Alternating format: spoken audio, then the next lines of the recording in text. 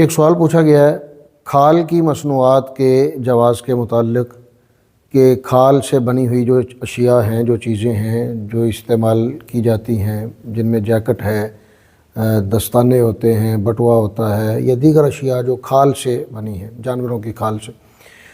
تو وہ جائز ہے یا ناجائز؟ تو جو جانور حلال ہیں ان کی کھال کی مصنوعات بھی حلال ہیں۔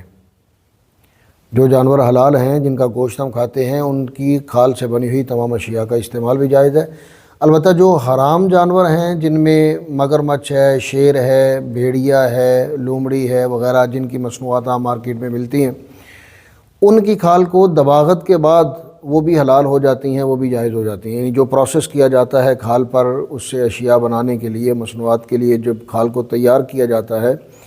تو حرام جانوروں کی کھال بھی دباغت کے بعد ان سے بننے والی اشیاء جائز اور حلال ہیں۔ البتہ خنزیر کی کھال سے بنی ہوئی کوئی بھی چیز وہ جائز نہیں ہے، وہ حلال نہیں ہے، وہ دباغت کے بعد بھی اس کی نجاست